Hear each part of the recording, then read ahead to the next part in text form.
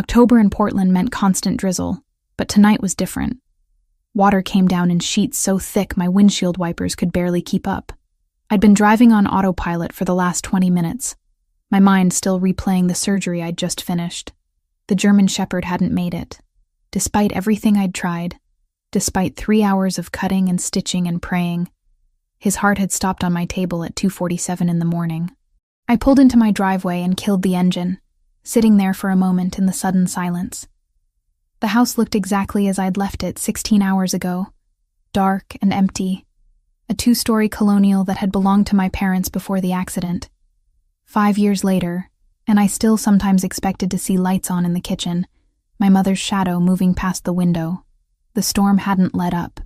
I grabbed my bag from the passenger seat and made a run for the covered porch, getting drenched in the 10 seconds it took to cross from car to door. My scrubs were already soaked through from earlier, covered in blood and antiseptic, and now rainwater joined the mix. I needed a shower hot enough to burn the last 16 hours off my skin. That's when my headlights caught something on the concrete near the garage's side entrance. At first I thought it was oil, maybe leaked from my car earlier.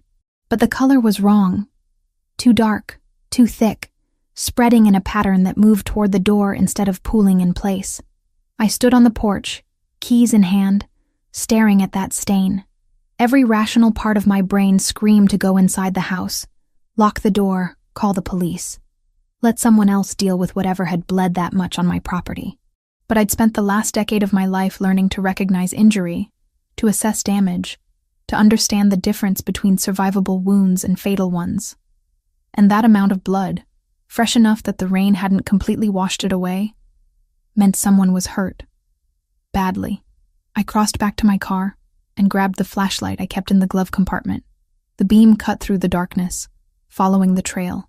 It led to the garage's side door, the one I never locked because Mrs. Patterson's orange tabby liked to hide in there during thunderstorms. The door hung slightly ajar. My heart hammered against my ribs as I pushed it open. The garage smelled like motor oil and old cardboard, familiar scents from a lifetime of parking in here. But underneath was something else, metallic and warm. More blood. I swept the flashlight across the space. Boxes I'd never unpacked after my parents died lined the walls, stacked next to my father's old workbench, and tools he'd never use again. And there, collapsed against the far wall between a pile of winter tires and a broken lawnmower, was a man. He was unconscious, head tilted back against the concrete, skin pale enough to look gray in the flashlight's beam. His clothes were expensive.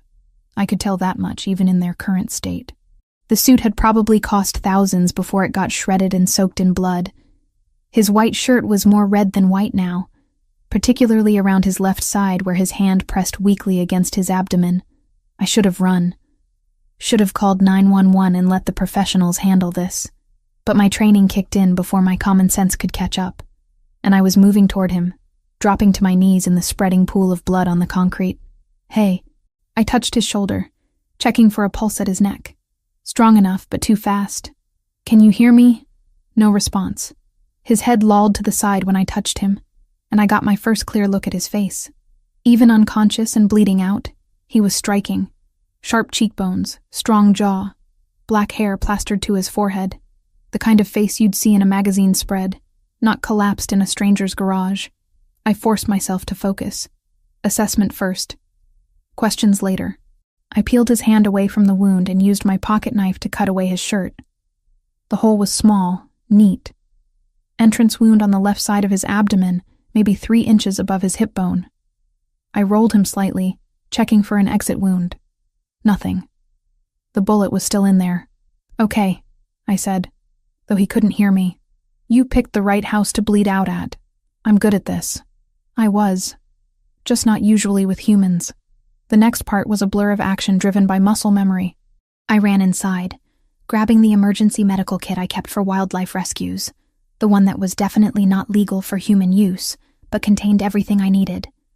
Sterile gloves, gauze, antibiotics meant for large animals, surgical tools that would get me arrested if anyone official found out. I also grabbed towels, bottled water, and the bottle of whiskey from the kitchen cabinet. Not for him. For me. Because my hands were shaking, and I needed them steady for what came next. Back in the garage, I set up my makeshift surgical field on the oil-stained concrete. The stranger hadn't moved, which was good.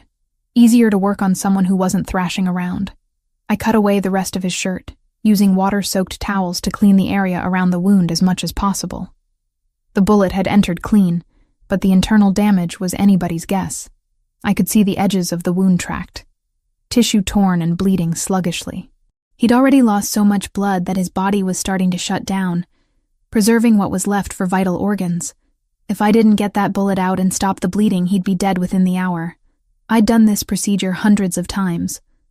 On dogs hit by cars, cats shot by cruel neighbors, even a deer once that had stumbled into someone's backyard. The anatomy was similar. Not identical, but close enough. My hands stopped shaking once I started working. The whiskey helped. One shot burning down my throat before I snapped on the surgical gloves. Then it was just me and the wound and the steady process of saving a life. I irrigated the wound channel with sterile saline, watching the flow to gauge depth.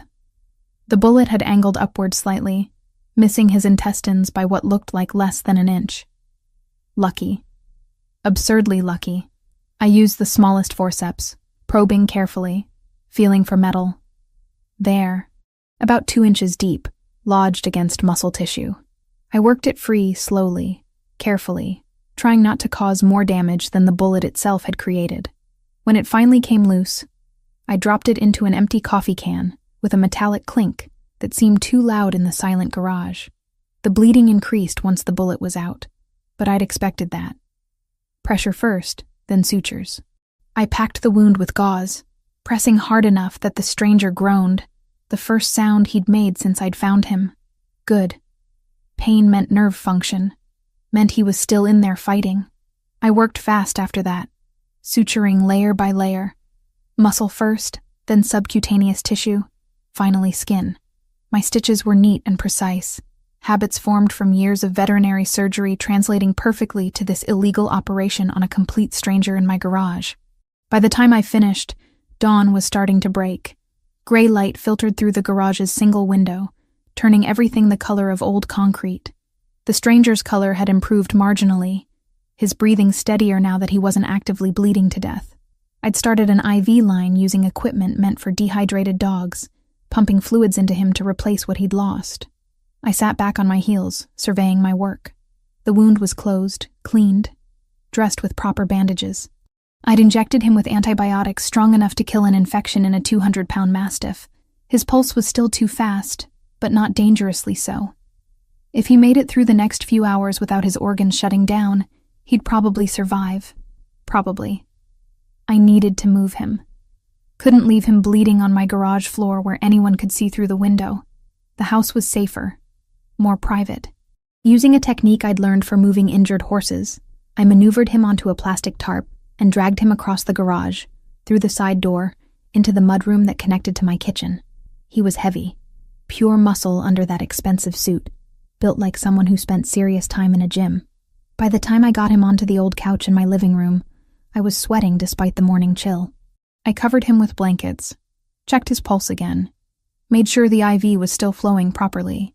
Then I just stood there, looking down at this stranger who'd chosen my garage to collapse in, and realized exactly what I'd done. I'd committed at least 3 felonies in the last 2 hours. Failure to report a gunshot wound, practicing medicine without a license, potentially harboring a criminal because people who got shot and crawled into random garages instead of going to hospitals were usually running from something. The gun. I'd forgotten about the gun. I went back to the garage and found it where it had fallen from his hand, a matte black pistol that looked military grade. I picked it up carefully, using a towel, and brought it inside, hid it in the hall closet behind winter coats I never wore. Evidence I should have left alone, but couldn't quite bring myself to throw away. Back in the living room, I collapsed into the armchair across from the couch where my patient slept. The adrenaline was wearing off, leaving me hollow and shaky. My scrubs were stiff with dried blood, his and the German shepherd's mixed together in brown stains that would never come out. I should call the police. Should explain what happened, that I found him like this, that I only did what any doctor would do when confronted with a dying patient. But I didn't reach for my phone. Because somewhere between finding him and digging a bullet out of his gut, I'd made a choice. Maybe it was the exhaustion talking, or the grief from losing the shepherd earlier, or 5 years of living alone in a house full of memories. Maybe I was just tired of following the rules that had gotten me exactly nowhere. I watched him breathe, chest rising and falling with steady rhythm now. Whoever he was, whatever he'd done to end up shot and bleeding in my garage, he was alive. I'd saved him. The sun came up properly, golden light spilling through the windows, highlighting the dark hair that fell across his forehead. Even unconscious and wounded, there was something about him that demanded attention. The straight nose, the angular jaw, the way his body seemed coiled with potential energy even in sleep. I wondered who would come looking for him, if they'd come looking, if anyone even knew he was here. My phone buzzed from my bag, probably the clinic wondering where I was. I had appointments starting in 3 hours. I should shower, change, pretend everything was normal, go to work, and treat sick cats and limping dogs, and not think about the unconscious stranger currently bleeding through my couch cushions. Instead, I pulled the blanket up higher over his shoulders and went to make coffee. Because apparently I was the kind of person who saved bleeding strangers now, who committed crimes before breakfast, who looked at a man she'd found dying and decided he deserved a chance. The coffee maker gurgled and hissed, filling the kitchen with familiar sounds. I stood at the window, watching neighbors start their morning routines.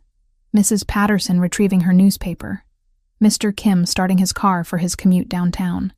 Normal people doing normal things. And here I was, with a gunshot victim on my couch and blood drying under my fingernails. I should have been terrified. Should have been planning my escape, my explanation, my defense, when this inevitably blew up in my face.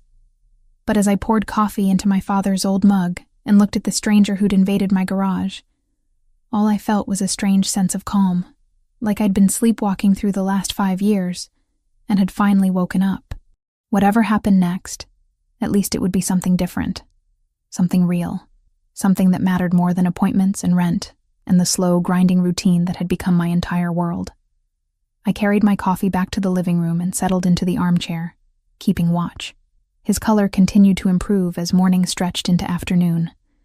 The IV bag emptied, and I replaced it with another. His vitals stayed stable.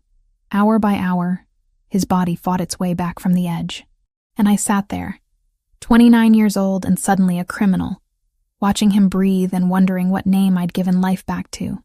36 hours passed in a strange suspension of reality. I'd called in sick to the clinic, something I never did, claiming a stomach bug that would keep me home for a few days. The lie tasted bitter, but necessary. I couldn't exactly tell Dr. Morrison that I was monitoring a gunshot victim's vitals in my living room. The stranger slept through the first day and most of the second. I changed his IV bags when they ran dry, checked his temperature every 4 hours, monitored the surgical site for signs of infection. His fever spiked once, reaching 101.3, and I'd sat beside him with cold compresses for 3 hours until it broke.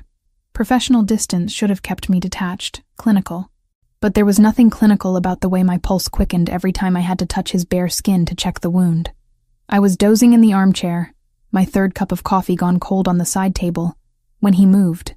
Not a gradual stirring into consciousness, but an explosion of motion that sent me lurching backward, chair legs scraping against hardwood. He was on his feet before I could process what was happening. 1 second unconscious, the next standing in a defensive crouch despite the sutures pulling at his abdomen. His eyes swept the room with terrifying precision, cataloging exits, threats, weapons within reach. Landing on me last, assessing whether I was danger or victim. "Don't move," I said, hands raised, trying to keep my voice steady. "You're going to rip your stitches." He swayed, gravity and blood loss catching up to the adrenaline. His hand went to his side where I'd sutured him closed, feeling the bandages, the careful wrapping I'd done just hours before. Confusion flickered across his face, quickly buried under layers of control. "Where am I?" His voice was rough from disuse, deeper than I'd expected. There was an accent there, subtle but present. Mediterranean, maybe. "My house. You collapsed in my garage 2 nights ago. I'm a veterinarian." I removed the bullet and closed the wound. The words came out clinical, matter of fact, like I was explaining a routine procedure instead of confessing to multiple felonies. He took that in, processing. His gaze moved to the IV stand, the medical supplies scattered across my coffee table, the blood-stained towels I'd been too exhausted to throw away, back to me, reading me with the same precision he'd read the room. You should have called the police. Not a question. A statement of fact about what normal people did when they found bleeding strangers. Probably. I stayed where I was, giving him space. But you didn't go to a hospital, which meant you couldn't. And you had a gun. So I made a choice. Something shifted in his expression, not quite softening but recalibrating. He moved back to the couch, lowering himself with careful control that couldn't quite hide the pain. Sweat had broken out across his forehead from the brief exertion. You need to lie down, I said, moving toward him. You lost a lot of blood. Your body needs rest to rebuild red blood cells. I'm fine. But he was already leaning back against the cushions, his body overruling his pride. You're not fine. You had a bullet lodged against your psoas muscle. If I'd been half an inch off with the forceps, you'd have intestinal perforation right now. I checked his pulse, timing it against my watch. Still elevated but not dangerously so. And you've been unconscious for 36 hours, which is actually a good sign. Means your body was using energy for healing instead of consciousness. He let me check the wound site, lifting his arm when I needed access, watching me work with an intensity that made my hands less steady than they should be. The surgical site looked good. No signs of infection, minimal inflammation around the sutures. Clean pink tissue beginning to knit together. You're good at this, he said. I do it for a living, just usually with different patients. I'm grateful, truly. He paused, and I could see him weighing how much to say. My name is Christopher. Olivia. I pressed the edges of the bandage back into place, careful not to pull at the adhesive. Are you going to tell me why someone shot you, Christopher? I work in import and export. Sometimes there are disagreements with competitors over territory. The lie was so transparent I almost laughed. Import and export. Right. Like the kind that came in shipping containers with customs paperwork, not the kind that involved gunfights and crawling into strangers' garages. And the person who shot you? Are they going to come looking? No. Certainty in that single word. They think I'm dead. My men will have found the scene by now, seen the blood, assumed I didn't make it. Your men. I sat back, putting professional distance between us again. So not exactly legitimate import and export. His mouth curved, not quite a smile. Would you believe me if I said it was complicated? I'd believe that you're not going to tell me the truth. I stood, gathering the medical supplies, needing something to do with my hands, which is fine. It's probably better if I don't know. But I need to understand if I'm in danger, if someone's going to show up at my door looking for you. You're safe as long as no one knows I'm here. He shifted, testing his range of motion, wincing at the pull of sutures. How long do I need to stay? The wound itself needs at least 2 weeks before the sutures come out. But you should be able to move around carefully in a few days. I paused at the kitchen doorway. I have antibiotics. Veterinary grade, but they work the same. You need to take them religiously or risk sepsis. Understood. And you need to eat. Your body can't rebuild tissue without nutrients. I'll make something. I escaped to the kitchen, hands shaking now that the crisis moment had passed. He was awake, conscious, and somehow that made everything more real, more dangerous. A unconscious stranger was a medical problem. A conscious one was a choice I had to keep making.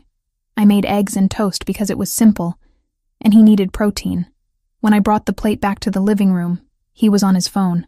Not the one I'd found in his jacket pocket, but a different one. Smaller, the kind you saw in spy movies. A burner. He put it away when I entered, but not before I caught a glimpse of a text message. Not in English. Italian, maybe, or something close to it. You had a phone this whole time, I said, setting the plate on the coffee table. Not one that matters. This is clean. Untraceable. He looked at the eggs like he wasn't sure what to do with food. My regular phone is probably in an evidence bag somewhere. The people looking for you. What will they do if they find out you're alive? Try to finish what they started. He picked up the fork, forcing himself to eat, despite clearly having no appetite. But they won't find out. Not from this address. You're not connected to my world in any way. I am now. Yes. He met my eyes, and there was something in his gaze that made my breath catch. You are. And I'm sorry for that. The next 2 days fell into an uneasy rhythm. I called the clinic again, extending my sick leave, and Dr. Morrison made concerned noises about stomach bugs lasting this long. I promised to see a doctor if it didn't improve. Another lie to add to the growing collection. Christopher healed faster than he should have. By the morning of the 3rd day, he was walking from couch to bathroom without assistance, moving with careful precision that suggested someone familiar with working through pain.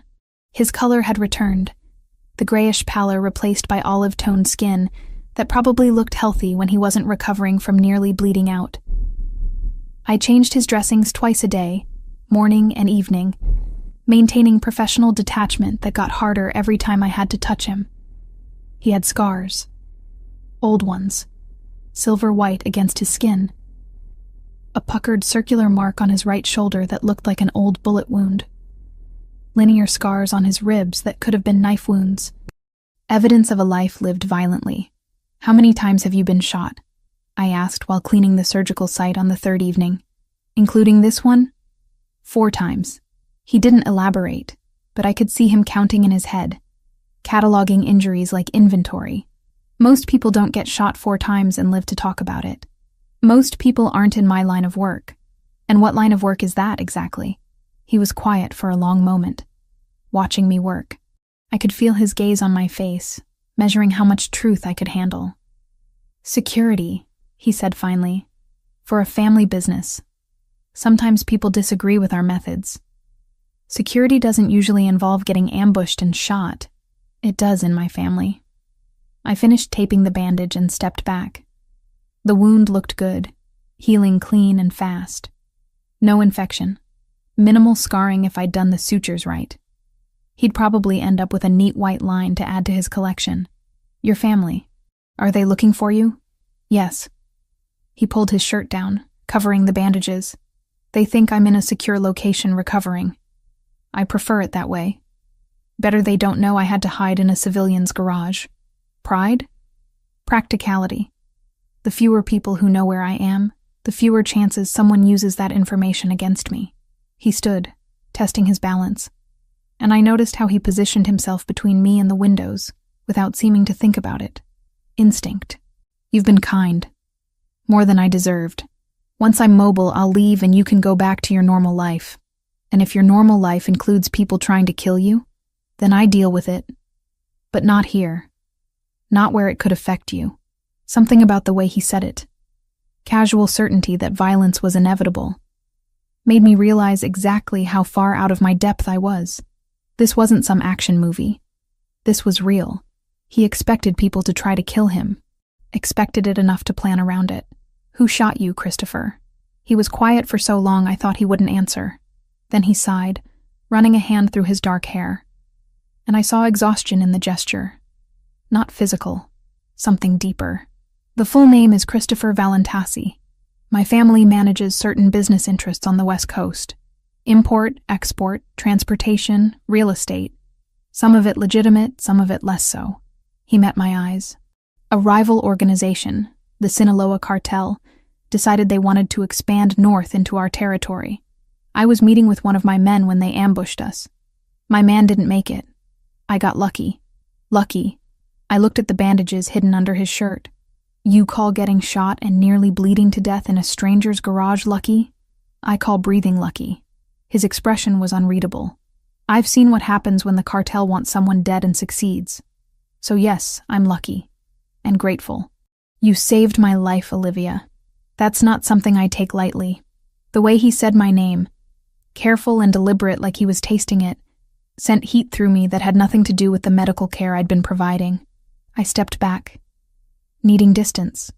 Needing to remember that this man was dangerous in ways that had nothing to do with the gun I'd hidden in my hall closet.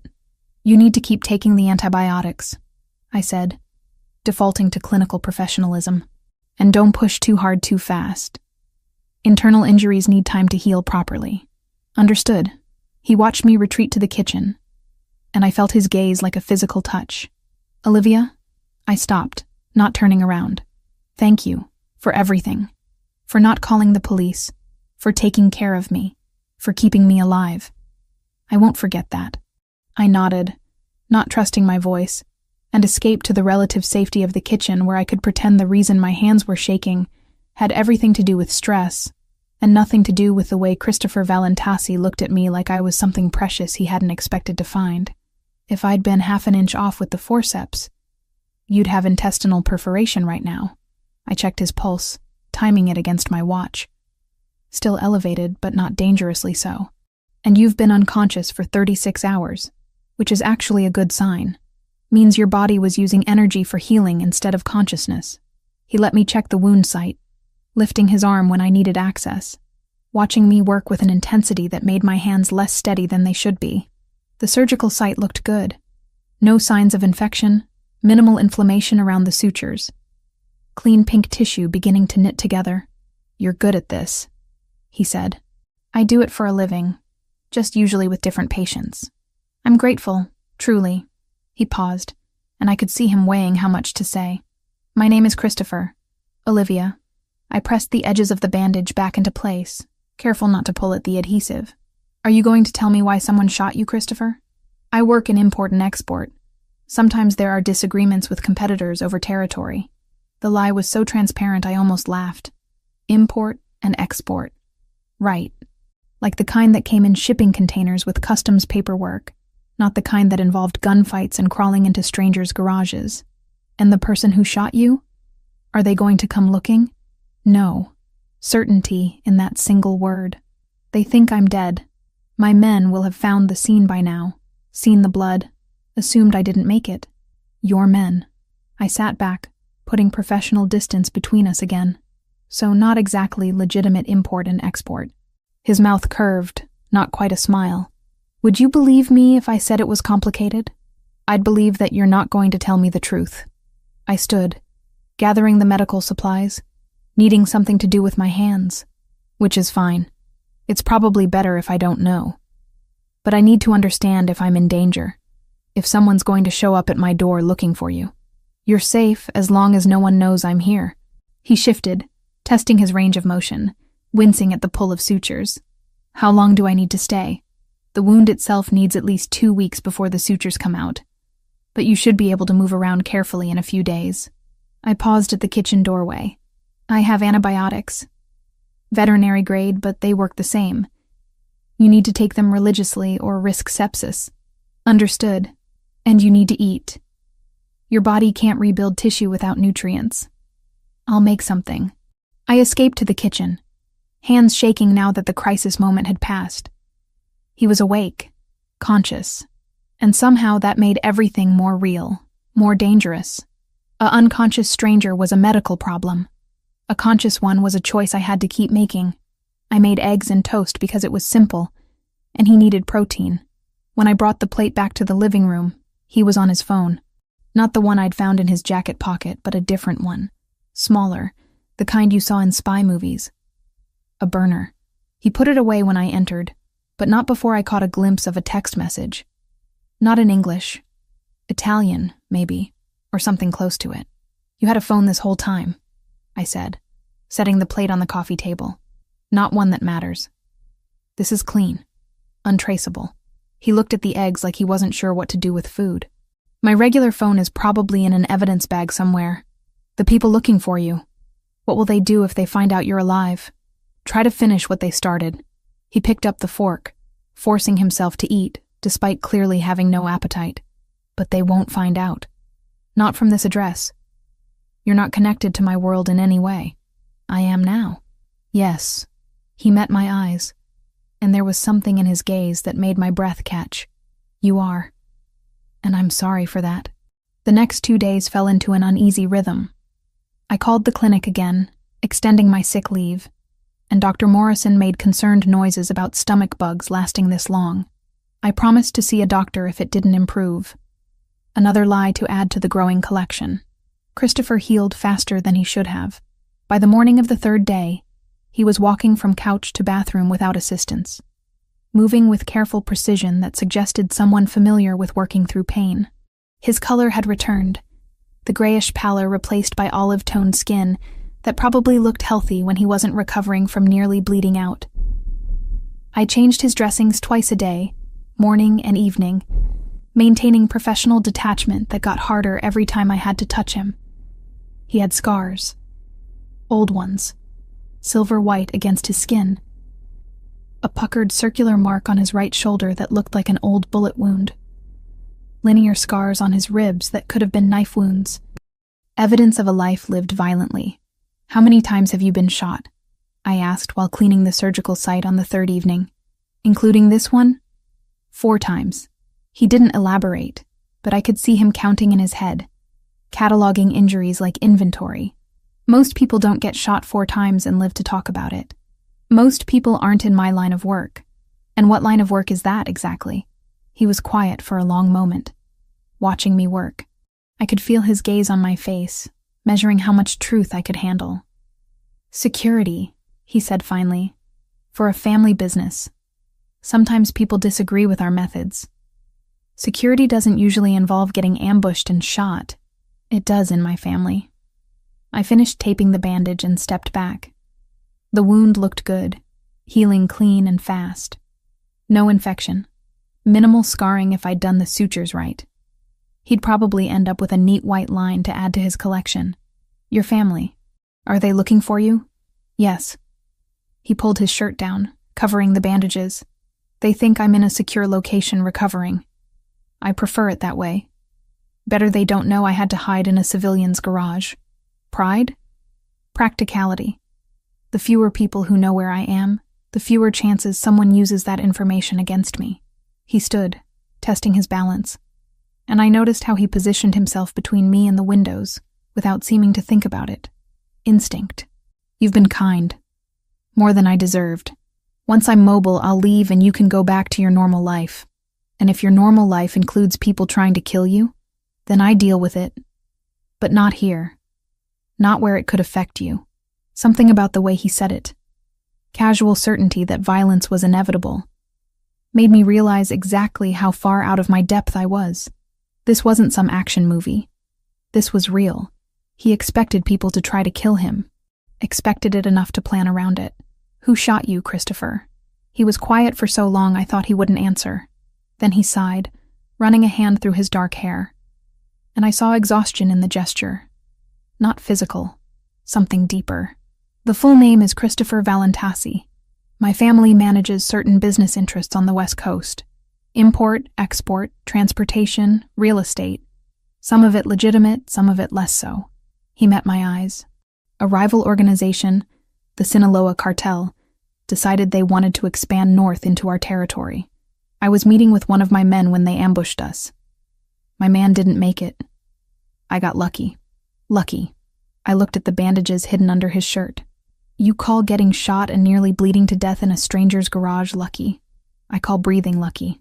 His expression was unreadable. I've seen what happens when the cartel wants someone dead and succeeds. So yes, I'm lucky. And grateful. "You saved my life, Olivia. That's not something I take lightly." The way he said my name, careful and deliberate like he was tasting it, sent heat through me that had nothing to do with the medical care I'd been providing. I stepped back, needing distance, needing to remember that this man was dangerous in ways that had nothing to do with the gun I'd hidden in my hall closet. "You need to keep taking the antibiotics," I said, defaulting to clinical professionalism. "And don't push too hard too fast. Internal injuries need time to heal properly." "Understood." He watched me retreat to the kitchen, and I felt his gaze like a physical touch. "Olivia?" I stopped, not turning around. "Thank you. For everything. For not calling the police, for taking care of me, for keeping me alive. I won't forget that." I nodded, not trusting my voice, and escaped to the relative safety of the kitchen where I could pretend the reason my hands were shaking had everything to do with stress, and nothing to do with the way Christopher Valentassi looked at me like I was something precious he hadn't expected to find. I returned from the clinic on the 6th day, to find my living room occupied by strangers. 3 men in dark clothing stood scattered around the space like chess pieces deliberately positioned for maximum tactical advantage. One near the window, another by the kitchen doorway, the third closer to Christopher, who was actually standing without support, near the fireplace. He wasn't the wounded man I'd been caring for. His posture had transformed completely. Shoulders squared, weight balanced perfectly despite the healing wound in his abdomen. He wore fresh clothes, a black button-down shirt, and dark slacks that someone had clearly delivered. His hair was no longer disheveled, but styled back from his face, revealing the sharp angles of his features in a way that made him look older, harder, dangerous. This was Christopher Valentasi, not my patient, the man who commanded rooms and people with equal ease. My keys slipped from suddenly nerveless fingers, clattering against the hardwood floor. Every head turned toward me. The three strangers assessed me with professional coldness, cataloging threat level and dismissing me in seconds. But Christopher's gaze held something different. Recognition. Concern. Something warmer that shouldn't exist between a crime boss and the woman who'd removed a bullet from his gut. Olivia. He said my name like an introduction and a warning simultaneously. These are associates. They were just leaving. The man nearest to me, built like a linebacker with graying temples and eyes that had seen too much, opened his mouth to protest. Christopher cut him off with a single word in Italian, sharp and final. The tone left no room for argument. Whatever authority Christopher held over these men, it was absolute. They filed out without another word, though the gray-haired one paused at the door to give me one last evaluating look that made my skin crawl. Then I was alone with Christopher, the silence stretching between us like a chasm. "How long have they known where you are?" I asked, not moving from my spot near the door. "They tracked the signal from my phone about 4 hours ago." I kept it off for as long as I could, but I needed to make contact. He moved toward me, careful and measured, testing his range of motion. I told them I was recovering at a secure location. They wanted to extract me immediately. I convinced them to wait. "Why?" "Because the moment I leave, you become a loose end." He stopped a few feet away, close enough that I could see the tension in his jaw, the way his hands flexed at his sides. "My men know about you now, which means eventually, someone else will too." The floor felt unsteady beneath me. I bent to retrieve my keys, needing something to do with my hands. The cartel, among others. I have enemies, Olivia, more than I can count. And they're very good at finding leverage. He waited until I straightened to meet my eyes. "I'm sorry. I never wanted to drag you into this world. But I'm in it now. Not a question. A statement of fact that tasted bitter on my tongue. Yes." I walked past him into the kitchen, dropping my bag on the counter with more force than necessary. 6 days ago I'd had a normal life. Boring, maybe, but safe. Predictable. Mine. Now there were men in tactical gear cataloging my address, my routine, my existence. "What happens now?" I asked, staring at the coffee maker like it held answers. Christopher followed, keeping that careful distance between us. "You have options. The first is protection. I can assign security to you, discreet but constant. They'll follow you to work, monitor your house, make sure no one gets close enough to use you against me. Living under surveillance." I laughed, but there was no humor in it. "Sounds delightful. The alternative is relocation. Complete identity change. New city. New life. My organization can handle everything. You'd be compensated financially for the disruption, and you'd be safe. Safe and alone in a place where no one knows me. Doing work I haven't trained for. Pretending my entire life up until now didn't exist." I turned to face him. "That's not a choice, Christopher.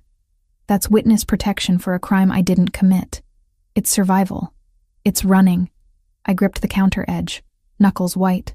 "I've spent 5 years in this house trying to hold on to what's left of my family, what's left of the life my parents built. The clinic, the neighborhood, Mrs. Patterson and her cat that hides in my garage. This is all I have. And you're telling me I have to give it up because you got shot and crawled into my garage? I'm telling you that staying here makes you a target." His voice hardened. "The cartel doesn't play games, Olivia. They'll take you, hurt you, use you to get to me. And they won't hesitate. Then maybe you should leave. Go back to your world and let me have mine back. It's too late for that. They already know the connection exists. We stared at each other across my small kitchen, the space that had always felt cozy, suddenly claustrophobic. I wanted to scream, to throw something, to rewind time to the night I'd found him bleeding, and make different choices, smarter choices, selfish choices that left him to bleed out while I called 911 and went to bed. But I couldn't, because despite everything, despite the danger and the fear and the absolute insanity of the situation, I didn't regret saving him. "I'll take the first option," I said finally. "The security. I'm not abandoning my life." Something flickered across his face. Relief, maybe, or satisfaction. "Good.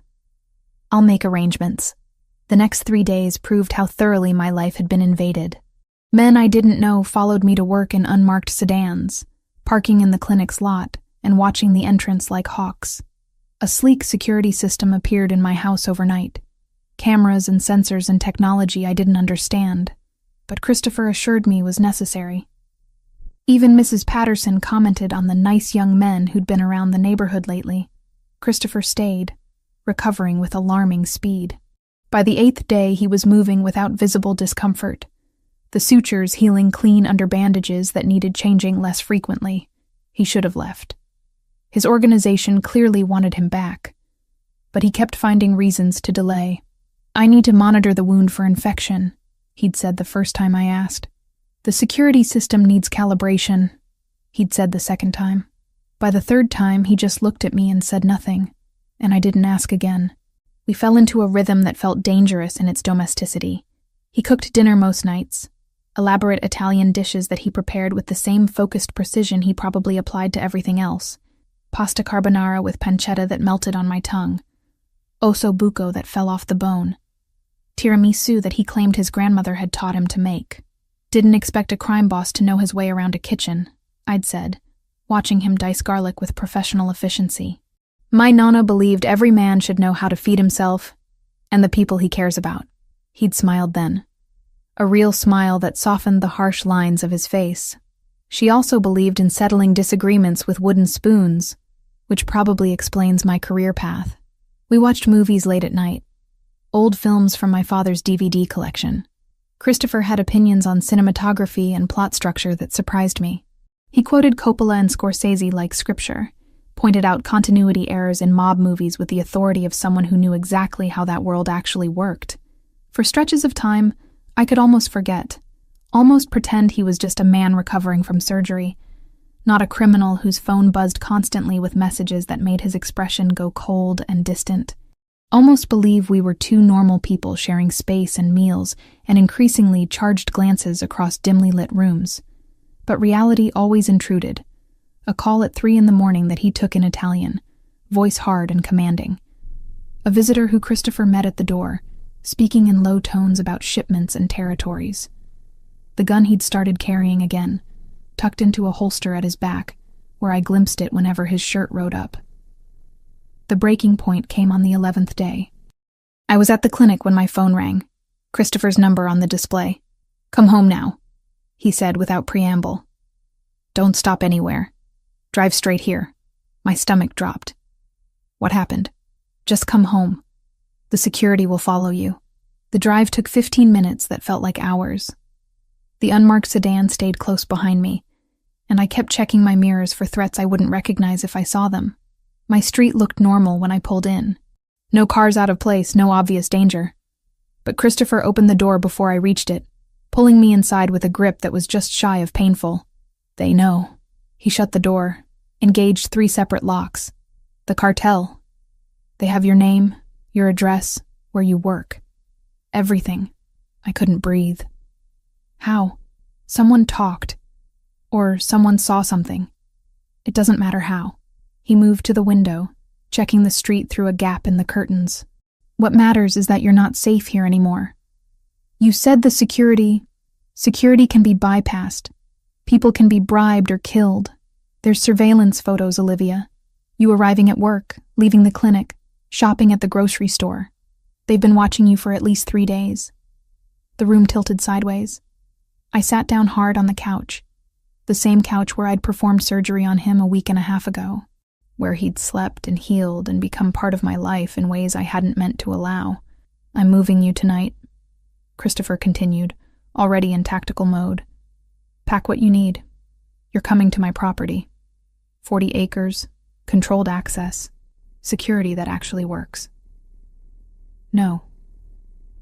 He turned, surprise cracking through his composure. "This isn't negotiable." "Yes, it is." I stood, anger replacing fear, because anger was easier to handle. "You don't get to make unilateral decisions about my life. I'm trying to keep you alive. By putting me in a cage," my voice rose, months of stress and fear and exhaustion pouring out. "First it's discreet security, then it's surveillance. Now it's moving to your compound like some kind of prisoner. Where does it end, Christopher? When do I get to make my own choices? When the people trying to kill you are dead or in prison?" He crossed the room in 3 strides, getting in my space, using his size to intimidate. It worked. "You don't understand what these men are capable of, what they'll do to get to me. Then maybe you should leave." I shoved at his chest, my hands meeting solid muscle that didn't budge. "Get out of my house, out of my life, and let me go back to being nobody." "It's too late for that." He caught my wrists, not hard enough to hurt, but firm enough to stop me. "The second I bled on your garage floor, it was too late. I should have let you die." I knew it wasn't true even as I said it, but I needed to hurt him the way I was hurting. Probably. His grip tightened fractionally. "But you didn't. You saved me. And now I'm trying to return the favor. I don't want your favors. I want my life back. I can't give you that." His voice dropped, something raw breaking through the controlled exterior. "I can't undo what happened. Can't make you invisible again. All I can do is keep you breathing. And I need you to let me do that." "Why?" The question tore out of me. "Why do you care? You don't even know me." "Because you saved my life when you should have called the police." His eyes were too dark, too intense, boring into mine like he could make me understand through sheer will. "Because you risked everything for a stranger. Because every time you change my bandages, you're gentle even when I know you want to strangle me. Because—" He stopped, jaw clenched, clearly fighting against whatever he'd been about to say. "Because what?" I demanded, my heart hammering against my ribs. "Because I care about you more than I should." The admission came out rough, reluctant. "More than is smart or safe or sensible. And the thought of the cartel getting their hands on you makes me want to burn down half the city." The silence that followed was deafening. We stood there, my wrists still caught in his hands, breathing hard like we'd been running. Everything I should say died in my throat. This was insane. He was a criminal. I'd known him less than 2 weeks. Nothing about this made sense. But when I looked at him, really looked, I saw past the danger to the man underneath. The one who cooked his grandmother's recipes and quoted classic films and said my name like it mattered. The one who'd thanked me for saving him with genuine gratitude. The one who was trying, however clumsily, to protect me from a threat I couldn't fight alone. "I care about you too," I whispered. "And I hate that I do." He released my wrists, one hand coming up to cup my face instead. His palm was warm, calloused, careful. "Olivia," I kissed him before he could finish. Before either of us could think better of it. Before logic and fear and common sense could talk me out of something I'd been wanting since the first time I'd seen him awake and whole. He responded immediately, his other hand sliding into my hair, angling my head for better access. The kiss was nothing gentle, nothing tentative. It was weeks of tension and fear and proximity combusting between us. His teeth caught my bottom lip and I gasped, letting him deepen the kiss, tasting coffee and frustration and something darker that I couldn't name. When we finally broke apart, both breathing hard, his forehead rested against mine. "This is a terrible idea," I said. "The worst." His thumb traced my cheekbone. "But I'm done pretending I don't want you. We're still fighting about the security situation." "We are." He kissed me again, softer this time. "But we can fight about it tomorrow." Tomorrow. Like we had time for tomorrows. Like the cartel wasn't watching my house right now, planning how to use me against him. Like any of this could end in anything but disaster. But his arms were solid around me, and for the first time since finding him bleeding in my garage, I felt something other than afraid. I felt alive. Christopher's property sat 20 minutes outside the city limits, accessed by a private road that wound through dense forest, before opening onto manicured grounds. The house itself was modern, all clean lines and floor-to-ceiling windows that somehow managed to look both beautiful and fortified. I'd packed 2 suitcases worth of clothes and essentials, leaving the rest of my life behind like it belonged to someone else. "The guest wing is this way," Christopher said, leading me through spaces that felt more like an art gallery than a home. Marble floors, minimalist furniture, abstract paintings that probably cost more than my yearly salary. You'll have your own bathroom, closet space, privacy. Privacy. In a house where armed men patrolled the perimeter and cameras monitored every entrance. But I didn't argue. The alternative was staying in my house and waiting for the cartel to make their move. The bedroom he showed me was larger than my entire living room back home. A king-sized bed dominated the space, dressed in white linens that looked like they'd never been slept in. The attached bathroom had a soaking tub and a shower with more jets than I knew what to do with. "It's beautiful," I said, because it was. Also cold, impersonal. The kind of space designed for temporary occupants, not actual living. "I'll let you settle in." Christopher paused at the door, something uncertain crossing his face. "Olivia, I know this isn't ideal, but you're safe here. That matters more than comfort." He left before I could respond, footsteps fading down the hallway. I sat on the edge of the bed and stared at my suitcases, wondering how I'd ended up here. 3 weeks ago, I'd been a veterinarian with a boring, predictable life. Now I was living in a crime boss's compound, hiding from a Mexican drug cartel, and apparently falling for the man who'd dragged me into this nightmare. The next morning, I returned to work. Christopher had been adamant that maintaining my normal routine was important, that disappearing entirely would raise questions we didn't need asked. So I drove to the clinic with 2 of his men following in a black sedan, parking across the street where they could watch the entrance. "Doctor." Morrison commented on my improved health during our first break. "Stomach bug finally cleared up?" "Yeah.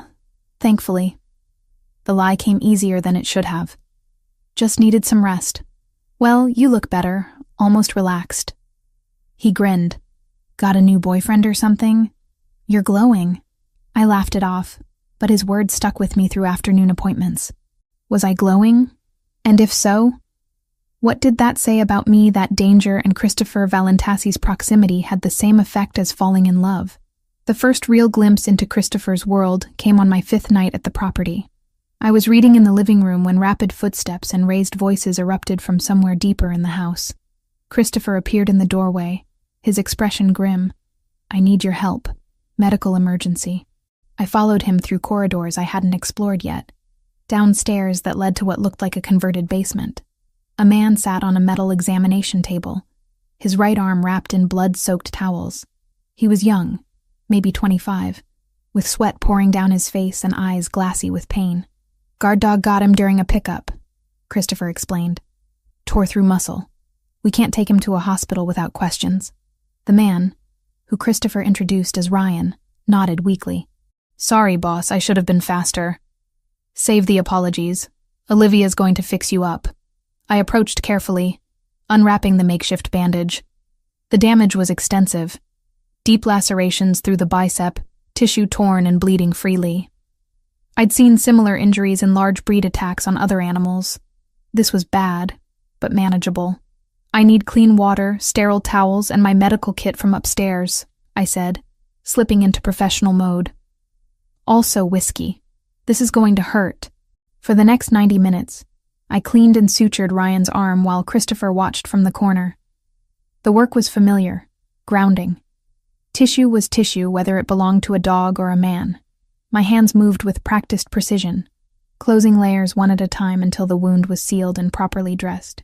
"Take these twice a day," I told Ryan, handing him a bottle of antibiotics. "And keep the wound clean. If you see any signs of infection, redness, heat, swelling, you come find me immediately." "Thank you, Miss Olivia." He flexed his fingers experimentally. "You're good at this." After Ryan left with Franco, who'd appeared at some point to collect him, Christopher and I stood alone in the medical room. You didn't hesitate, he said. He needed help. That's what I do. Most people would have questions, concerns about treating criminals. I treat animals who bite and scratch and try to kill me all the time, I replied. At least Ryan said thank you. Something in his expression softened. He crossed the room, standing close but not quite touching. You keep surprising me. Is that good or bad? I haven't decided yet. Over the following 2 weeks, I met more of Christopher's world. Franco became a familiar presence. A man in his 40s with gray temples and eyes that missed nothing. He clearly disapproved of my involvement, but respected Christopher too much to voice objections. We reached an understanding based on mutual wariness. Thomas handled the financial side of the organization, legitimate and otherwise. He was surprisingly normal, talking about investment portfolios and tax strategies, like we were at a cocktail party instead of in a house protected by armed guards. Then there was Gabriela. Christopher's sister arrived unannounced on a Saturday morning, breezing through the front door with the confidence of someone who belonged. She was 22, studying architecture at Portland State, with her brother's dark coloring and sharp features softened into something gentler. You must be Olivia, she said, looking me over with open curiosity. Chris never brings women here. I'm more of a security concern than a girlfriend, I replied. Right. Security. She grinned. That's why he checks his phone every 5 minutes when you're at work and gets that specific look on his face when your name comes up. Christopher, who'd appeared at the mention of his name, shot his sister a warning glare. Don't you have class? Not until Monday. I'm staying for dinner. She turned back to me. I want to hear everything. How you met, what you do, whether my brother has been a complete caveman about this whole protection thing. Dinner with Gabriela was surprisingly normal. She talked about her classes, complained about professors, asked me about veterinary medicine with genuine interest. For a few hours, I could almost pretend we were regular people having a regular meal. But reality always intruded. Christopher's phone buzzed constantly throughout dinner, messages that made his jaw tighten and his eyes go cold. The cartel was making moves, attacking businesses associated with the Valentasi organization. A warehouse fire in the industrial district. A shipment intercepted at the docks. Small strikes designed to provoke a response. They're testing you, Franco said during a meeting I wasn't supposed to overhear. Seeing how you react, I know what they're doing. Christopher's voice carried through the partially open office door. And I'm not giving them the war they want. Not yet. I listened from the hallway, understanding for the first time the impossible balance he maintained. Too aggressive, and he started a conflict that would leave bodies in the streets. Too passive, and he looked weak, inviting more attacks. Every decision carried weight, consequences that rippled through dozens of lives. The romantic tension that had been building since that first kiss grew unbearable. We slept in separate rooms, Christopher insisting on propriety, even as the air between us crackled with unspoken want. But there were moments. His hand at the small of my back when we passed in hallways. The way his eyes followed me when he thought I wasn't looking. Conversations that lasted until 3 a.m, sitting in the kitchen sharing coffee and pieces of ourselves we probably shouldn't reveal. 3 weeks after moving into his house, Christopher returned from a meeting that had clearly gone badly. I was awake despite the late hour, reading in the living room because sleep felt impossible. He came through the door with tension radiating off him in waves, jacket discarded, shirt partially unbuttoned, exhaustion and frustration carved into every line of his body. Bad night? I asked. They hit another location, killed 2 of my men. He poured whiskey with hands that weren't quite steady. Good men. One had a kid, 3 years old. I set my book aside and crossed to where he stood at the window. I'm sorry. Sorry doesn't bring them back.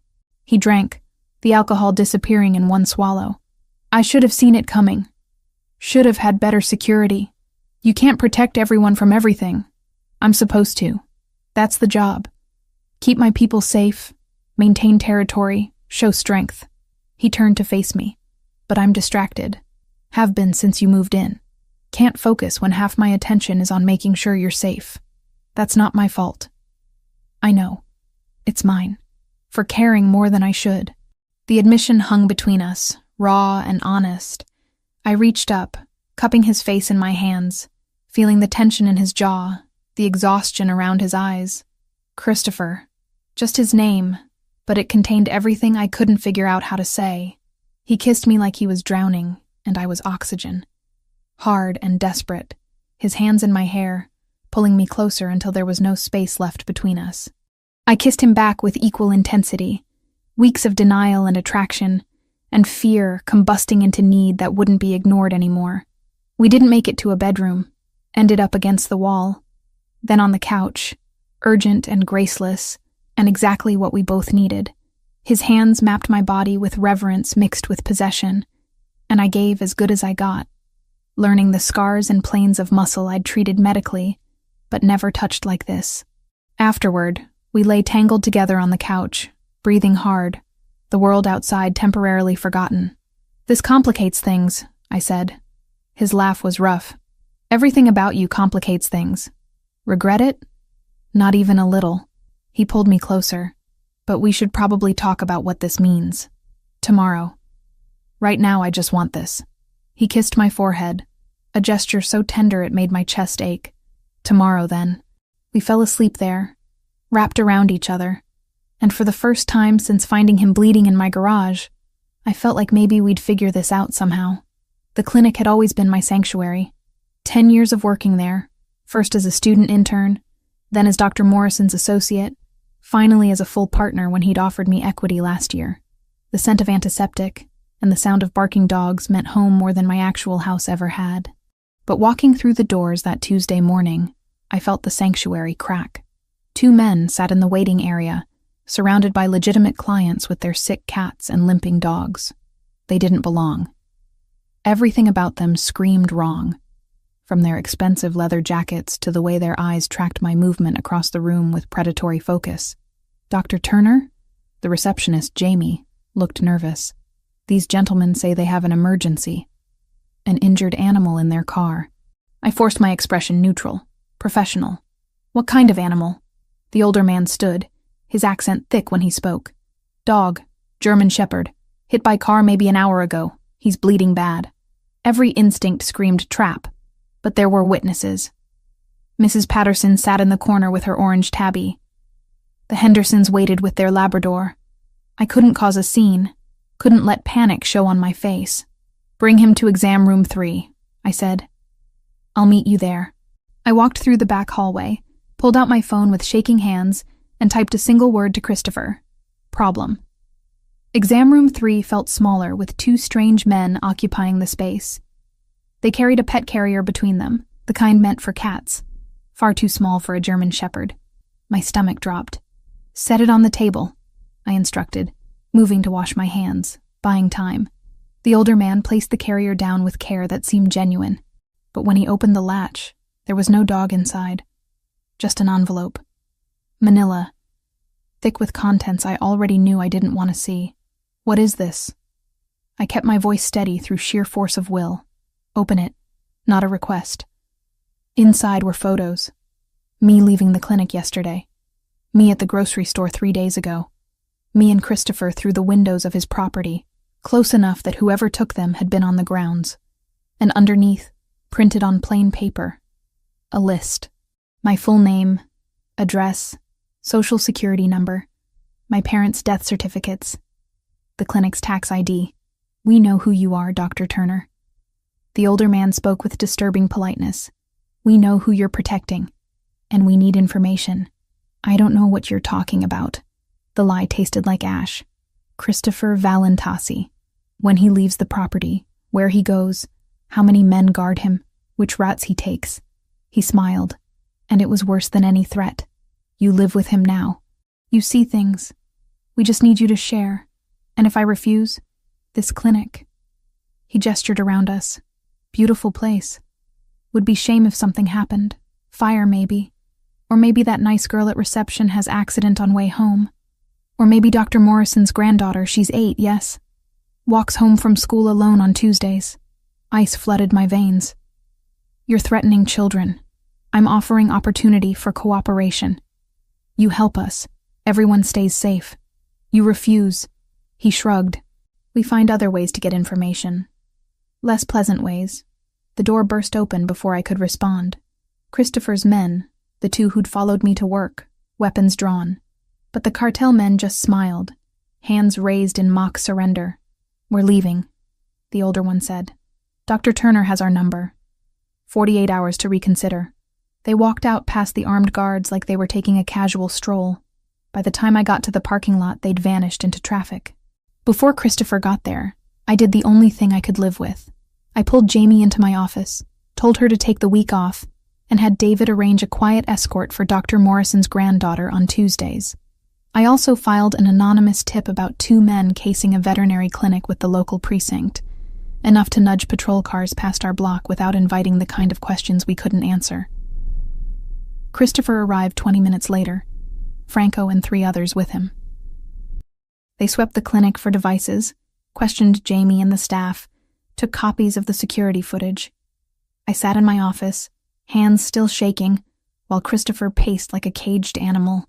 "They came into your workplace," he said, voice tight with barely controlled fury. "Threatened civilians. Mentioned Dr. Morrison's granddaughter by name." "What do we do?" I asked. "You don't do anything. You stay at the property where you're protected. I can't abandon the clinic. The animals need me, and disappearing suddenly will raise exactly the questions we're trying to avoid." I stood, facing him. "We need a different plan." Franco spoke from the doorway. "We could fortify the location. Cameras, armed security disguised as staff, monitor all approaches. Turn the clinic into an observation point," I added. "If they're watching me, we watch them back. Gather intelligence." Christopher looked at me like I'd suggested jumping off a bridge. "Absolutely not. You're not bait. I already am bait. At least this way we control the situation." The argument lasted another hour, but eventually he conceded. Over the next week, the clinic transformed. New cameras appeared in parking lot light fixtures.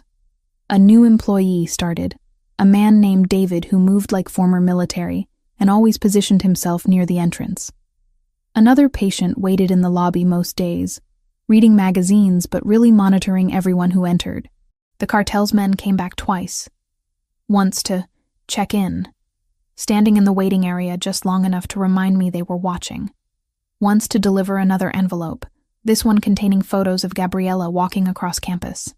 "They're escalating," Franco said after reviewing footage of the second visit. "Testing your resolve." Christopher wanted to pull me out entirely. I refused, partly because I meant what I'd said about the animals and the clinic, partly because something in me had hardened since finding him in my garage. I was tired of being afraid. The real breaking point came 3 weeks after the initial threat. A woman I didn't recognize brought in a German shepherd showing signs of acute poisoning. Vomiting, tremors, pupils dilated, classic toxicity symptoms. I rushed the dog into emergency treatment, administering activated charcoal and starting IV fluids while my tech assisted. During the exam, I found it. A small device clipped to the inside of the collar, hidden beneath fur. Not a regular GPS tracker. This was military grade, the kind Christopher's men used. I finished treating the dog, stabilizing him until the worst passed. Then I confronted the owner in the consultation room, door closed, David standing outside just in case. "Who gave you this dog?" I asked. "I don't. He's mine. Had him for 2 years. The device in his collar says otherwise. The fact that he was poisoned with ethylene glycol says otherwise." I leaned forward. "Who paid you to bring him here?" She cracked within 5 minutes. 2 men, Hispanic, offered her $500 to bring the dog to my clinic specifically. They told her to say he'd gotten into antifreeze. They poisoned him themselves. She'd watched them do it. But the money was too good to refuse. They said they just wanted to confirm you still worked here. She finished miserably. That you hadn't run away. I saved the dog. Kept him overnight for monitoring, called animal control about the woman, and went home to Christopher's property with a fury burning in my chest that wouldn't be extinguished. "They poisoned an animal," I said, pacing the living room while Christopher and Franco listened.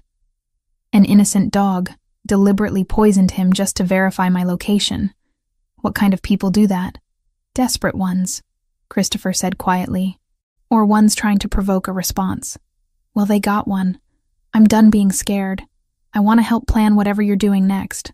I I want these people stopped." Franco and Christopher exchanged looks. Then Christopher crossed to where I stood, taking my hands in his. "If you're truly in," he said, "there's no backing out. This becomes your fight too. You understand that? It became my fight the second I pulled a bullet out of you." I squeezed his hands. "I'm in. Whatever it takes." Planning a coordinated assault on 3 cartel locations took weeks. Christopher disappeared into his office for hours at a time. Franco and Thomas cycling through with maps and documents and burner phones that got destroyed after single uses. I caught glimpses of the operation through half-closed doors and overheard conversations. Warehouse coordinates, guard rotations, police response times in the industrial district, because even Christopher's organization had limits to how much law enforcement attention they could manage. He kept most details from me deliberately. Plausible deniability, he'd said when I asked why I wasn't included in strategy meetings. If something goes wrong, you can honestly say you didn't know. I saved your life, and I'm sleeping in your bed. I think that ship sailed. Humor me. He'd kissed my forehead, a gesture that had become familiar over the past month. Let me protect you in the ways I still can. For the next few days, the detail ran leaner than usual. Christopher had redirected 2 of the day shift men to cover a dockside handoff tied to the upcoming operation, and my clinic runs dropped from 4 bodies to 2. It felt fine, routine even, until it didn't. So I focused on what I could control. The clinic ran smoothly under increased security. I treated animals, filed paperwork, pretended the armed guards in the parking lot were normal. David had become a fixture, his cover as a maintenance worker so convincing that even Dr. Morrison believed it. 5 days before Christopher's planned operation, everything fell apart. I left the clinic at 6:30, later than usual because of an emergency splenectomy on a Labrador. The sun hung low on the horizon, that golden hour light that made Portland look almost beautiful. My security detail waited in their usual spot. 2 men in a dark sedan parked with clear sight lines to the clinic entrance. I was halfway across the parking lot when the van appeared. It came from the side street adjacent to the clinic, moving fast but not recklessly. Professional, calculated, the kind of approach that didn't draw attention until it was too late. The security sedan's tires exploded simultaneously, both front wheels shredded by spike strips that materialized from nowhere. The men inside scrambled out, reaching for weapons, but they were already too slow. 3 figures in black tactical gear hit them with what looked like tasers, dropping both guards in seconds. Not killed, just neutralized. I ran, dropped my bag, and bolted back toward the clinic, but arms caught me from behind, lifting me off my feet. A cloth pressed over my mouth and nose, chemical smell burning my throat. I tried to fight, tried to remember the self-defense moves Christopher had taught me, but my muscles wouldn't cooperate. The world tilted sideways, colors bleeding together. Then nothing. I woke to the mother of all headaches, pounding behind my eyes like someone was using my skull for percussion practice. My hands were zip-tied behind my back, plastic cutting into my wrists. Concrete floor beneath me, cold and gritty.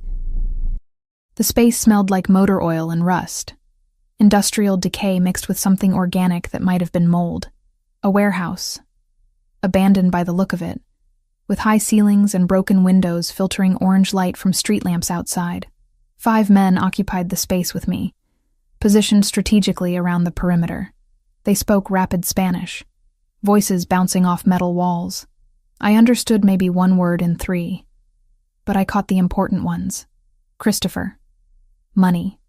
Territory. Leverage. One of them noticed me stirring and called to the others. The oldest approached, squatting down to my level with a phone in his hand. He switched to English, heavily accented but clear. "Good. You're awake. Time to make a call." He held the phone up, recording video. Made me look at the camera while he explained in Spanish what they wanted, translating key points for my benefit. Christopher had 48 hours to meet their demands. Abandon the planned operation. Withdraw from disputed territories. Turn over control of 3 major shipping routes. In exchange, I'd be returned unharmed. If he refused, they'd start removing my fingers and mailing them to his property. The man seemed proud of that detail, like he'd come up with it himself.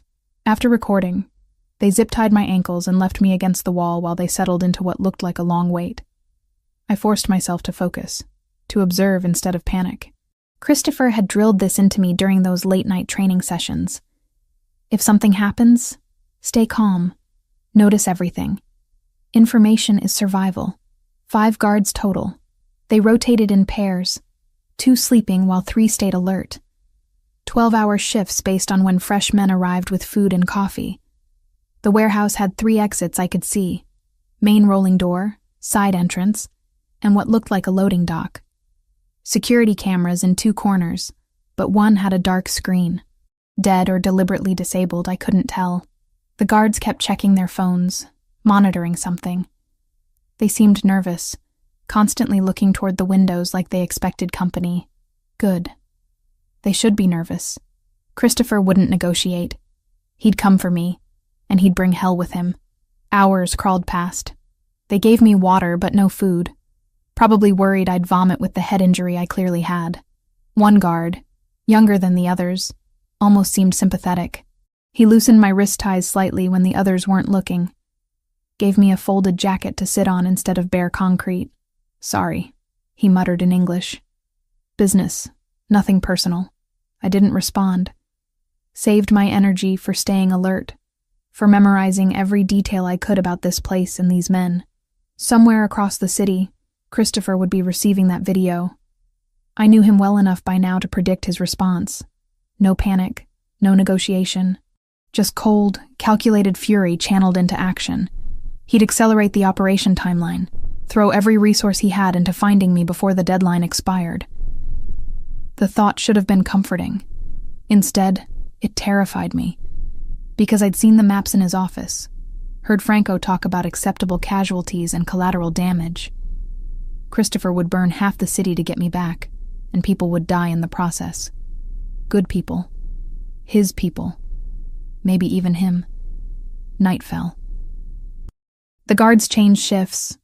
New men arrived, fresher, more alert. They brought food and beer, celebrating something in rapid Spanish I couldn't follow. One checked his phone and laughed, showing the screen to his companions. Whatever was on it made them all relax, tension draining from the space. That worried me more than the threats had.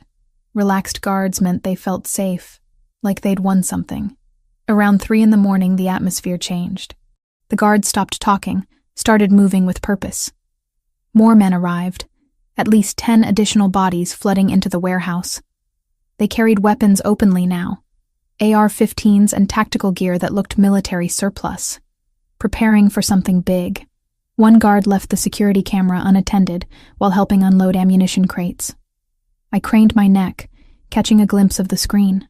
The camera showed the warehouse perimeter, the empty lot surrounding us. And there, at the edges of the frame, shadows moved with coordinated precision. Too organized to be random, too purposeful to be anything but assault teams. Christopher. The explosion came without warning, a concussive blast that shook the entire structure. The rolling door blew inward, twisted metal and fire. The lights died instantly, emergency generators failing or deliberately killed.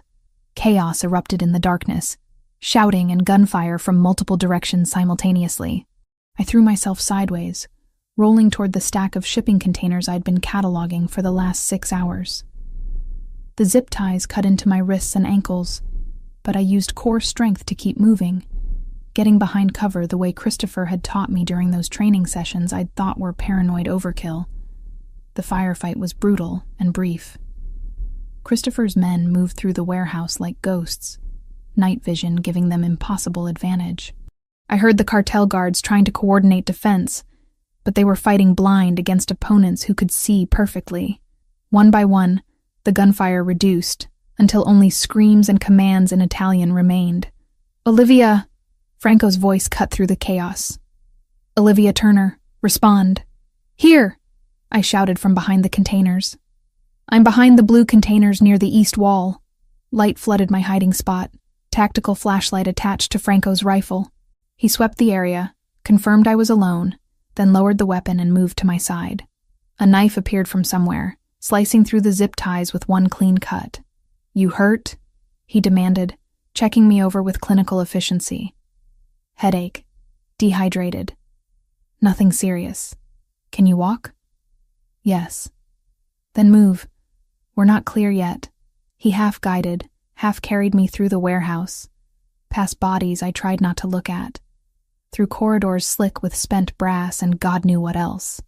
The exit led to Portland's industrial district, familiar enough that I knew we were only 15 minutes from Christopher's property. And there he was, standing beside one of the black SUVs, blood on his shirt, expression carved from stone until he saw me. Then something cracked, composure shattering into relief so intense it was almost painful to witness. I ran the last few yards.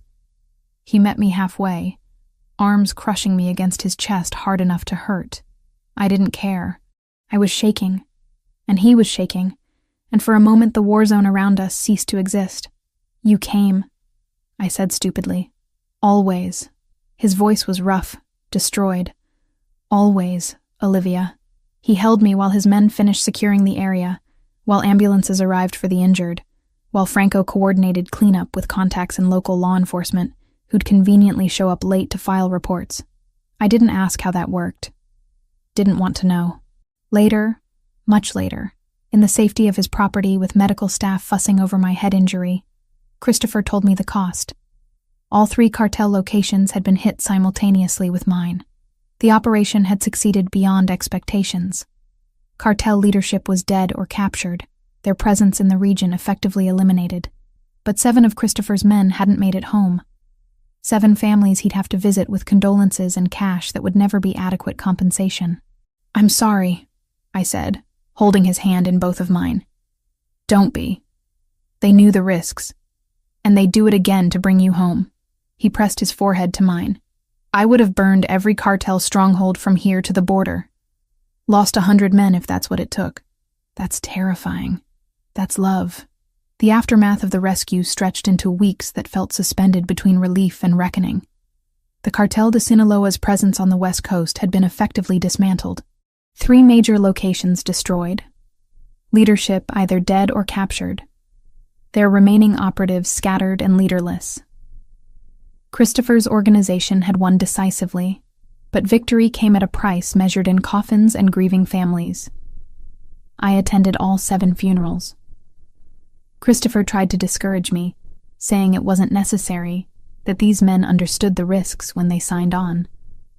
But I insisted. They died rescuing me, and the least I could do was witness how their families mourned. The 3rd funeral was for a man named David, not the same David who'd been working security at my clinic, but a 26-year-old with a wife and infant daughter. His widow held the baby during the service, and when she looked at me across the cemetery, I saw no blame in her eyes, just exhaustion, like she'd expected this outcome from the moment her husband chose this life. She doesn't hate you, Franco said quietly, standing beside me in the November chill. None of them do. They know how this world works. That doesn't make it easier. It's not supposed to be easy. If it was easy, we'd all be monsters. Christopher spent long hours over the following weeks consolidating power, establishing agreements with adjacent organizations to ensure the territory vacuum left by the cartel didn't invite new problems. He met with representatives from families I'd never heard of, negotiations conducted in Italian and English, and occasionally languages I couldn't identify. The dining room table became a war room, covered in maps and documents and burner phones that got destroyed after single conversations. I returned to the clinic 4 weeks after the kidnapping. Dr. Morrison hugged me so hard I thought my ribs might crack, then immediately launched into complaints about how behind we'd gotten on records. The normalcy of it, the mundane frustration over paperwork and appointment scheduling, felt like oxygen after drowning. The security remained, though. David, the real David who'd been posing as maintenance, stayed on permanently. Christopher had offered him double salary to continue the position, and he'd accepted without hesitation. 2 other guards rotated through shifts, always present but increasingly invisible as I adjusted to their constant presence. Patients didn't notice. Or if they did, they assumed the clinic had simply upgraded security after some incident. Portland wasn't exactly known for low crime rates. 6 weeks after my rescue, Gabriella showed up at Christopher's property unannounced, which seemed to be her preferred method of arrival. She found me in the kitchen making coffee, Christopher having disappeared into his office hours earlier for meetings I wasn't privy to. "We need to talk," she said, dropping her bag on the counter with the dramatic flair only 22-year-olds could manage. "About? About the fact that you're living here, sleeping with my brother, and apparently got kidnapped by a drug cartel." She fixed me with a look that reminded me uncomfortably of Christopher. "And nobody thought to mention any of this to me until I overheard Franco talking to Thomas last week." I poured 2 cups of coffee, buying time to figure out how much I should reveal. "Your brother was trying to protect you, keep you separate from the dangerous parts of his life." "I've been separate from the dangerous parts of his life since I was born." She accepted the coffee. "He paid for private schools, made sure I got into a good college, set up a trust fund that means I'll never have to worry about money. He's a great brother. But he forgets that protection and isolation aren't the same thing. He loves you. That's why he keeps you away from this. I know he loves me, but I'm not stupid, Olivia. I've known what Chris does since I was 15. I just pretend not to because it makes him feel better." She sipped her coffee. "So now I want the real story. How you met, why you're here, what happened with the cartel." I told her. Most of it anyway. Finding Christopher bleeding in my garage, the surgery, the recovery, how his world had swallowed mine piece by piece until there was no separation left between us. She listened without interrupting, processing information with the same sharp intelligence her brother possessed. "You love him," she said when I finished. Not a question. "Yes, and he loves you. Which is why he nearly burned down half of Portland to get you back." She set her cup down. "Okay, I can work with that." "Work with what?" "The fact that you're apparently permanent. Which means I need to stop treating you like one of Chris's random associates and start treating you like family." She grinned. "Fair warning, I'm a terrible influence. Ask Chris about the time I got him arrested when I was 16. "You got him arrested?" "Long story involving fake IDs and a very understanding judge who owed our father a favor."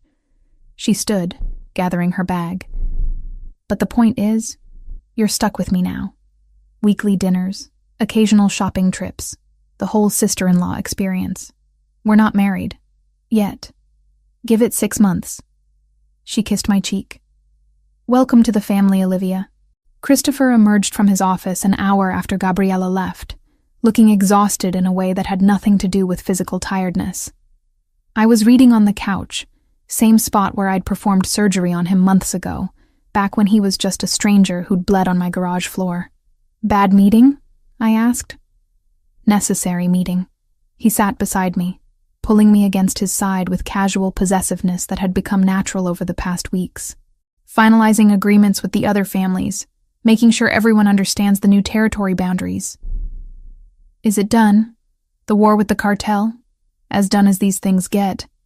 There's cleanup still, stragglers who need to be dealt with, but the organization itself is finished here." He was quiet for a moment. "I'm pulling back." I sat up to look at him properly. "What does that mean?" "It means I'm delegating more to Franco and Thomas. Means I'm stepping away from the day-to-day operations, focusing on the legitimate businesses instead." He met my eyes. "It means I'm choosing a different kind of life, one where I come home at reasonable hours and don't have to plan military operations over dinner. Because of me.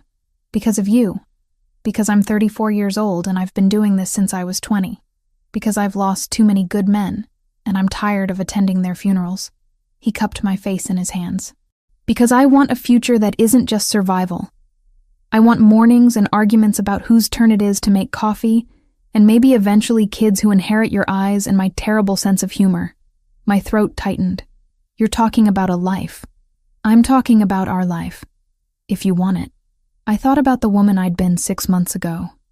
Alone in a house full of memories, working endless hours at a clinic, because going home to emptiness felt worse than exhaustion. Existing but not really living. Just moving through days that blurred together into meaningless routine. Then I thought about the woman I'd become. Still a veterinarian, still saving animals, but also someone who'd learned to shoot, who'd survived kidnapping, who'd fallen in love with a man who ran a criminal empire, and somehow made me feel safer than I'd ever felt in my careful, law-abiding life. "I want it," I said.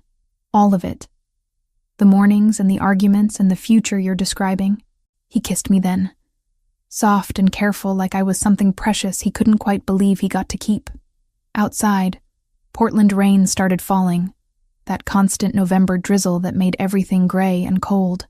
But inside, in this house that had become home, wrapped in arms that had held me through fear and danger and rescue, I felt nothing but warm. "We should probably discuss logistics," I said when we came up for air. "Like whether I'm moving in officially or if we're pretending I have my own place still.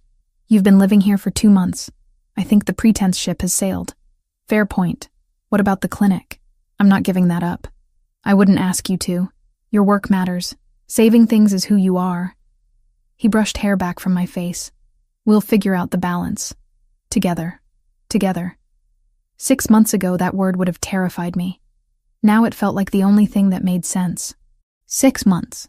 That's how long it had been since I'd found Christopher Valentasi bleeding in my garage, since I'd made the choice that changed everything. Half a year of learning to live in a world I'd never imagined, of falling in love with a man who commanded empires and killed enemies, of becoming someone I barely recognized when I looked in the mirror. But the woman staring back wasn't worse. Just different. Stronger, maybe. More certain about what mattered. The weeks after my rescue had brought a strange kind of peace. Christopher consolidated power with methodical precision, establishing agreements with neighboring organizations that ensured stability. The Cartel de Sinaloa was finished on the West Coast, their territory absorbed or redistributed according to negotiations conducted in languages I only half understood. Franco handled most of the logistics, allowing Christopher to step back from daily operations in ways he'd never permitted himself before. I returned to the clinic full-time. Dr. Morrison welcomed me back with complaints about backlogged paperwork and a waiting room full of anxious pet owners. The normalcy of it, the routine of examinations and surgeries and explaining treatment plans to worried families, grounded me in ways nothing else could. This was who I'd always been, the core of myself that even kidnapping and gunfights couldn't erase. The security remained, though. David was permanent now. His cover as maintenance staff so convincing that patients asked him for help with everything from parking advice to fixing the automatic doors. 2 others rotated shifts, always present, always watching. I'd stopped noticing them after the first month, their presence as natural as the clinic's familiar antiseptic smell. Christopher's organization revealed itself to me in layers. Not just the criminal enterprise I'd glimpsed during crisis, but the complex network of legitimate businesses, real estate holdings, and community investments that supported dozens of families. The violence was real, undeniable, but so was the structure that kept neighborhoods stable, that provided jobs when legal options disappeared, that protected people the system had failed. I found my place in that structure organically. When Christopher's men got injured in ways that couldn't be explained to emergency room doctors, I treated them. My veterinary skills translated surprisingly well to human medicine, and my willingness to work without questions earned respect that money couldn't buy. Franco stopped looking at me like a liability and started including me in conversations about security protocols. Thomas asked my opinion on investments, recognizing that my outsider perspective caught blind spots they'd developed through years of immersion. I became Christopher's bridge to normalcy, his connection to a world beyond territory disputes and strategic alliances. When tensions flared between his organization and a rival family over some perceived slight, I was the one who suggested dinner instead of violence, negotiations over wine instead of bullets. It worked more often than anyone expected. The real test came on a Tuesday in March, 3 months after my rescue. Gabriela showed up at the property in tears, her usual confidence shattered. A graduate student in her architecture program had been stalking her for weeks, following her across campus, showing up at her apartment building, sending messages that escalated from uncomfortable to threatening. The university's security had filed reports but taken no meaningful action. Christopher's response was immediate and violent in its intent. He had the student's full background within an hour: address, family members, daily routine, weaknesses that could be exploited. He was planning something that would solve the problem permanently, in ways that made my stomach turn. "No," I said, stepping between him and Franco, who'd been receiving orders. Not this time. He threatened my sister, and we're going to handle it, but not your way. I turned to Gabriella, who watched us with wide eyes. Do you have documentation? Texts, emails, witness statements? Some. But the school says it's not sufficient for disciplinary action. Then we make it sufficient. I looked at Christopher. Your organization has lawyers, right? Good ones who know how to apply pressure without breaking laws. Thomas, who'd been quiet in the corner, spoke up. We have an entire firm on retainer. Specialists in everything from contracts to civil rights violations. Get them involved, file formal complaints with the university, document every incident with legal precision, threaten lawsuits for failure to protect students. I was thinking out loud now, assembling a strategy from years of watching how the system actually worked. And Christopher, your resources can make things uncomfortable for the student without touching him. Lease violations at his apartment building you happen to own. Traffic tickets for every minor infraction. Legal pressure that makes his life miserable without crossing into criminal territory. Franco looked skeptical. That could take weeks. I don't care if it takes months. We're doing this right. I held Christopher's gaze. Trust me. He did. Over the next 3 weeks, we built a case that the university couldn't ignore. The lawyers documented harassment with legal thoroughness that made the school's previous inaction look like negligence. The student found himself under scrutiny from every angle, legal problems multiplying until his attention shifted from Gabriella to his own survival. The university expelled him to avoid the lawsuit we'd prepared. A permanent restraining order ensured he'd face criminal charges if he ever approached Gabriella again. No violence, no disappearances. Just systematic legal pressure that achieved everything Christopher's original plan would have, without adding bodies to his conscience. You were right, he admitted afterward, holding me close in the quiet of our bedroom. I would have killed him. Felt justified doing it. But your way was better. Your instinct is always to protect through force. Mine is to heal. I traced the scar on his abdomen, the surgical line where I'd saved his life 6 months ago. We balance each other. You make me better. You know that? You make me braver. Spring arrived gradually in Portland, the constant rain finally breaking for days of unexpected sunshine. Christopher and I established routines that felt remarkably domestic, considering who we were and how we'd started. I kept my position at the clinic. He managed the legitimate businesses while Franco handled operations requiring more discretion. We had dinner with Gabriella weekly, her gratitude for how we'd handled her situation manifesting in terrible cooking attempts and stories about her classes. Franco softened toward me after watching how I'd protected Gabriella. He started asking my opinion on conflicts before they escalated, recognizing that I saw solutions his years in the organization had blinded him to. Thomas included me in investment meetings, my medical knowledge proving useful for evaluating healthcare acquisitions the organization pursued as legitimate cover. I wasn't naive about Christopher's world. Men still died in territory disputes. Businesses still operated in gray legal areas. Violence remained the ultimate currency when negotiation failed. But I'd also seen the families who depended on the organization for survival. The communities kept stable by Christopher's presence. The complicated morality of a man who ran a criminal empire but loved his sister and kept his promises.